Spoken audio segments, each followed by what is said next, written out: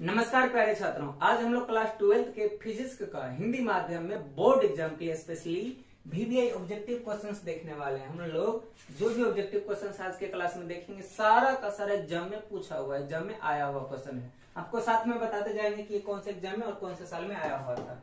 तो क्वेश्चन हम लोग देखना शुरू करते हैं। हमारा सबसे पहला क्वेश्चन है कि निम्नलिखित में कौन इलेक्ट्रॉन पर आवेश के लिए सही, ये सही है, सही नहीं गलत हो गया, सही है। यानी कि क्वेश्चन पूछा गया है कि इलेक्ट्रॉन पर आवेश के लिए कौन सा सही है। हम लोगों ने पढ़ा हुआ है इलेक्ट्रॉन पर आवेश, प्रोटॉन पर आवेश, न्यूट्रॉन पर आवेश, सारा चीज हम लोगों ने पढ़ा हुआ है। तो आपको याद होनी चाहिए कि इलेक्ट्रॉन पर और प्रोटॉन पर दोनों पर आवेश समान हुआ करता था। बस अंतर इतना था कि इलेक्ट्रॉन पर नेगेटिव आवेश था, प्रोटॉन पर पॉजिटिव आवेश था, और इसका मान था 1.6 गुना 10 के पावर -19 कूलम्ब। इतना ही इसका भी बस प्लस में होता है। तो यदि आपसे प्रोटॉन का भी पूछा जाए तो इतना ही बोलना है, लेकिन प्लस में। क्लियर बात है। यानी कि हमारा आज का ऑप्शन कौन सा सही हो जाएगा, ये डी नंबर, 1.6 गुना 10 के पावर -19 कूलम्ब आवेश। अच्छा, एक सवाल आपके लिए, यदि इलेक्ट्रॉन पर आवेश इतना, प्रोटॉन पर इतना, तो न्यूट्रॉन पर आवेश कितना होगा, ये आपको कमेंट सेक्शन में जाकर के बतलाना है। वीडियो को पॉज करके तुरंत जाइए और कमेंट सेक्शन में बताइए कि एक न्यूट्रॉन पर आवेश का मान कितना होता है। नेक्स्ट क्वेश्चन पे चलते हैं। नेक्स्ट क्वेश्चन है हमारा, किसी बिंदु पर विद्युत क्षेत्र की तीव्रता होती है, यानी कि किसी बिंदु के लिए विद्युत क्षेत्र की तीव्रता का फॉर्मूला पूछा जा रहा है, सूत्र पूछा जा रहा है। हम लोगों ने परिभाषा पढ़ा हुआ है कि किसी एकांक आवेश पर लगने वाले बल के परिमाण। याद होगा आपको कि किसी आवेश Q के चारों बगल क्या बनेगा, विद्युत क्षेत्र बनेगा। इसमें यदि परीक्षण आवेश Q नोट को लाए तो इस पर एक बल लगेगा F, और उसी बल और ये परीक्षण आवेश के अनुपात को हम लोग क्या कहते थे, विद्युत क्षेत्र की तीव्रता। ये फॉर्मूला आपने पढ़ा हुआ होगा। यानी कि हमारा आज का ऑप्शन सही हो जाएगा, E बराबर F/Q। आपको याद होनी चाहिए कि विद्युत क्षेत्र की तीव्रता का हम लोगों ने डेफिनेशन पढ़ा था कि किसी आवेश पर लगने वाले बल का परिमाण, और फॉर्मूला भी पढ़ा हुआ था, E बराबर F/Q। यानी कि हमारा ऑप्शन सही हो जाएगा बी। और यदि आपसे संभव हो, आप कोशिश करोगे इसका SI मात्रक बताने का। आपको क्या बतलाना है, इसका SI मात्रक, और कहाँ बतलाना है तो कमेंट सेक्शन में। वीडियो को पॉज करके जाओ, कमेंट सेक्शन में इसका SI मात्रक आंसर बताओ। मैं थोड़ा सा हिंट्स करता हूँ। F यानी बल का SI मात्रक क्या होता है, न्यूटन। बाकी बच गया आवेश का SI मात्रक आप जानते हो। तो E का SI मात्रक क्या होगा, आपको कहाँ बतलाना है, कमेंट सेक्शन में। वीडियो को रोको, जल्दी से जाके कमेंट करो। नेक्स्ट, आवेश का पृष्ठीय घनत्व होता है। हमसे क्वेश्चन पूछा गया कि आवेश का पृष्ठीय घनत्व यानी कि सरफेस चार्ज डेंसिटी हम लोगों ने सतत आवेश वितरण पढ़ा, कंटिन्यूअस चार्ज डिस्ट्रीब्यूशन, जो कि 3 प्रकार के होते थे। रेखीय, जिसको हम लोग लैम्डा से सूचित करते थे, पृष्ठीय या क्षेत्रीय, जिसको हम लोग सिग्मा से सूचित करते थे, और तीसरा था आयतन, जिसको हम लोग रो से सूचित करते थे। ये 3 हमारे पास है, लेकिन हमारा क्वेश्चन अभी है पृष्ठीय के बारे में, यानी कि सिग्मा के बारे में। और इसका हम लोगों ने परिभाषा पढ़ा हुआ था, फॉर्मूला भी पढ़ा हुआ था, जो कुछ इस प्रकार का था, Q/A, यानी कि आवेश बट्टा क्षेत्रफल। तो हमारा आज का ऑप्शन कौन सा सही हो जाएगा आंसर, ये A नंबर। आंसर नंबर हमारा A सही हो जाएगा। और यदि आपसे संभव हो तो इसका SI मात्रक बोर्ड एग्जाम के हिसाब से बहुत ही इंपॉर्टेंट होते हैं। क्लियर है। तो SI मात्रक बोर्ड एग्जाम्स के हिसाब से काफी इंपॉर्टेंट मानी जाती है। इसका SI मात्रक आपको जाकर के लिखना है कमेंट सेक्शन में, इसका SI मात्रक क्या होगा। मैं थोड़ा सा हिंट्स करूं तो ये Q/A, Q मतलब आवेश, A मतलब क्षेत्रफल, और आवेश का SI मात्रक तो आपको पता ही है कूलम्ब, और क्षेत्रफल का भी मीटर स्क्वायर आप जानते हो, लंबाई गुना चौड़ाई। तो जाकर के कमेंट में बताओ इसका SI मात्रक क्या होगा। और यदि संभव हो तो Q/L क्या होता है, Q/V क्या होता है, ये भी आप बता सकते हो। नेक्स्ट क्वेश्चन की तरफ चलो। आज का आंसर हमारा Q/A आवेश का पृष्ठीय घनत्व हो गया। तीसरा क्वेश्चन, चौथा क्वेश्चन, गोलीय संधारित्र की धारिता का मान। धारिता किसका, गोलीय संधारित्र। क्लियर बात है। कभी कभी लोग इसको गोलीय संधारित्र की जगह गोलीय चालक समझ लेते हैं, गोलीय चालक। तो आपको ये भूल नहीं करनी है। गोलीय संधारित्र अलग होता है, गोलीय चालक अलग होता है। और गोलीय संधारित्र की धारिता का जो फॉर्मूला है आपको हम बता दें, ये कुछ इस प्रकार का होता है, 4πε0 into small r capital R, और बट्टा में small r into minus capital R। कहीं आपको फॉर्मूला इस प्रकार से देखिएगा, 4πε0 AB/B-A, कुछ इस प्रकार का भी दिख सकता है। तो आपको घबराना नहीं है। स्मॉल r और कैपिटल R की जगह पर स्मॉल a स्मॉल b भी दिख सकता है, लेकिन फॉर्मूला का रंग रूप इसी प्रकार से होगा। तो ऑप्शन हमारा सही हो गया ये वाला। और अच्छा, आप ये गोलीय चालक क्या है, गोलीय चालक का जो धारिता का फॉर्मूला होता है वो कुछ इस प्रकार का होता है, जैसे वृत्त की क्षेत्रफल ये इस प्रकार का गोलीय चालक है। इसकी धारिता का फॉर्मूला यदि आपको पता है तो कमेंट सेक्शन में जाकर के बताओ। इसका फॉर्मूला तो आप कमेंट में नहीं लिख पाओगे, काहे कि मैं बता देता हूँ। गोलीय चालक की धारिता 4 pi epsilon naught into R होता है। क्लियर बात, जहां आर क्या है इसकी त्रिज्या।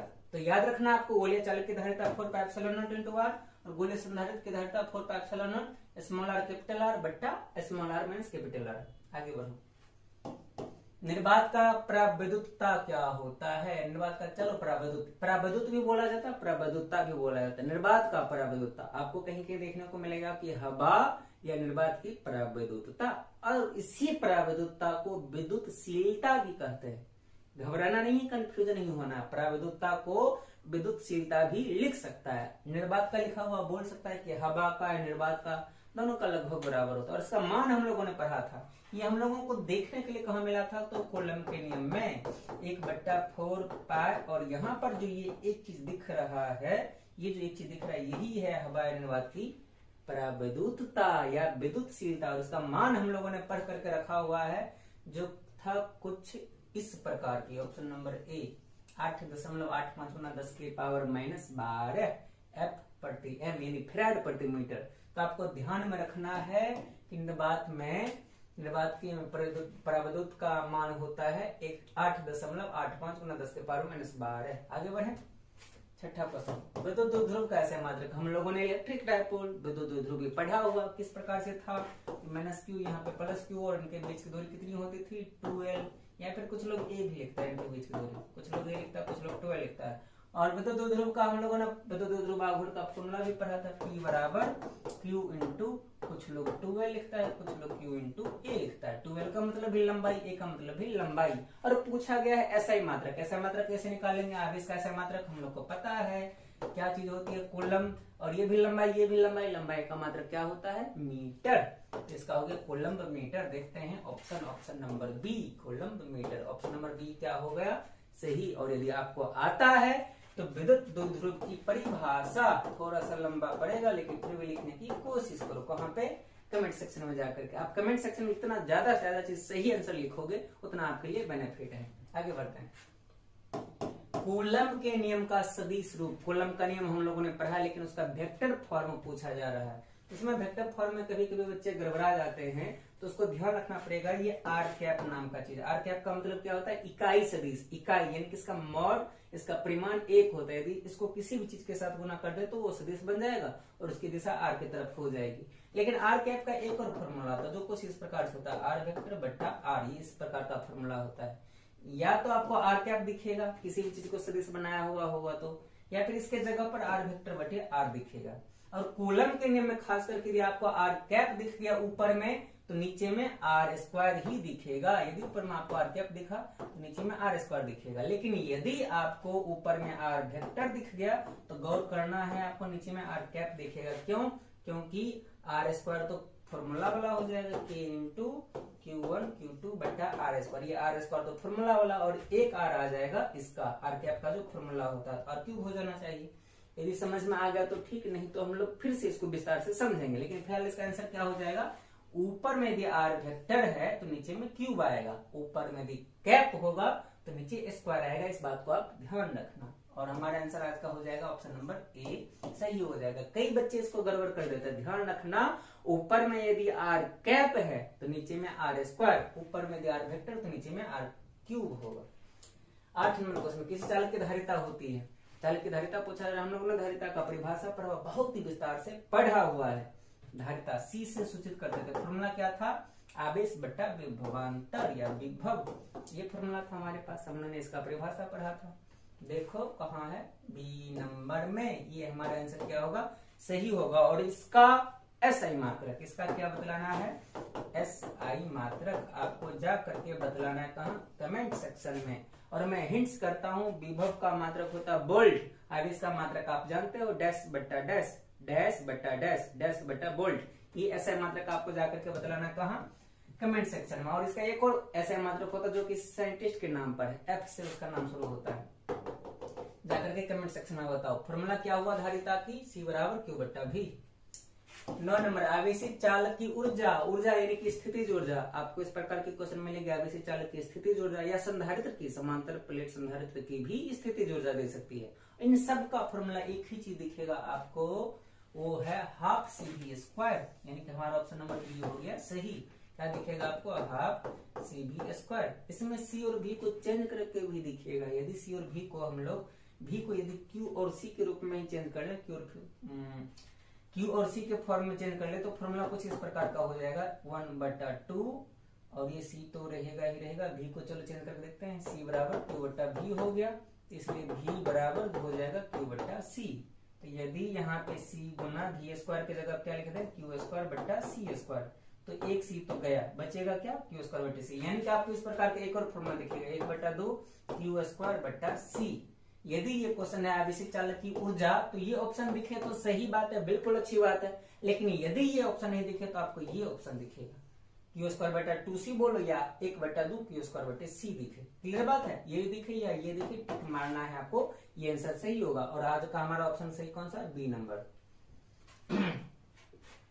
आगे बढ़ते हैं 10 नंबर में, यदि समान धारिता C1 के n संधारित्रों को कहां जोड़ा गया, समांतर क्रम में। और हम लोगों को पता है संधारित्रों का समांतर क्रम संयोजन का फॉर्मूला होता है प्लस प्लस प्लस, और श्रेणी क्रम का संयोजन होता है बट्टा बट्टा और प्लस प्लस बट्टा प्लस बट्टा प्लस बट्टा प्लस। याद है आपको, याद होनी चाहिए। और बोला समांतर क्रम में यानी कि C1 धारिता को n संधारित्र को ले गया है। और फॉर्मूला हम लोग पढ़े हैं CP यानी कि पैरेलल में होता है C1 + C2 + C3 plus dot dot dot dot आगे n तक। और यदि n बार C1 को ही हम लोग जोड़ेंगे, जैसे कि 5 बार यदि हम लोग 5 बार यदि हम लोग x को जोड़ेंगे कितना है 5x, उसी प्रकार से n बार यदि C1 को जोड़ेंगे तो आ जाना चाहिए n × C1, जो कि हमारा आज का आंसर होगा बी नंबर। ऑप्शन नंबर नहीं सॉरी सी, ऑप्शन नंबर हमारा क्या हो गया C, n × C1। अगला क्वेश्चन देखते हैं 11 नंबर, विद्युत तीव्रता कैसे मात्रक, विद्युत क्षेत्र की तीव्रता। हम लोगों ने पिछले क्वेश्चन में विद्युत क्षेत्र की तीव्रता का फॉर्मूला देखा था, E बराबर क्या था, F/Q। और F मतलब बल का मात्रक होता है न्यूटन, नीचे आवेश का मात्रक होता है कूलम, P हो गया N/कूलम। ऑप्शन देखिए कहाँ पे है, बी नंबर N/कूलम, ये इसका हो गया SI मात्रक। और बस इतना ही क्वेश्चन था। और आपको बता दें कि सारा का सारा जो क्वेश्चन है सिर्फ और सिर्फ स्थिर विद्युत की यानी कि इलेक्ट्रोस्टैटिक्स के सारा का सारा क्वेश्चन इलेक्ट्रोस्टैटिक्स स्थिर विद्युत की यानी कि क्लास 12 के फिजिक्स के पहले चैप्टर से है। लेकिन ये सब के सब क्वेश्चन सिर्फ और सिर्फ क्लास 12 के बिहार बोर्ड इंटरमीडिएट में 2022 में पूछा गया था। 2022 में पहले चैप्टर से कुल मिला के 11 ऑब्जेक्टिव क्वेश्चन पूछा गया था, जो कि ये सारा का सारा था। तो स्थिर विद्युत की इसी प्रकार से चैप्टर वाइज और ईयर वाइज यानी किस साल में किस चैप्टर से कितना क्वेश्चन पूछा गया, इस प्रकार की और भी वीडियो चाहिए तो आप हमारे चैनल को सब्सक्राइब करके रखिए, ताकि आपको और भी इस प्रकार की वीडियो मिलते रहे। इसके अलावा आपको TSK पाठशाला हमारे यूट्यूब चैनल पर video lecture class, revision notes, सूत्र रिवीजन नोट्स, वस्तु अति लघुत्तरीय, इस प्रकार की बहुत सारी चीजें मिलेंगी। और हम आपको मिल जाएंगे YouTube, Facebook, Instagram, Telegram, Twitter, कहीं पर भी आप हमें TSK पाठशाला से सर्च कर सकते हैं। हमारा बस एक ही मकसद है कि समान शिक्षा, समान अधिकार, और सबकी शिक्षा सबका अधिकार, सबको समान शिक्षा मिलनी चाहिए।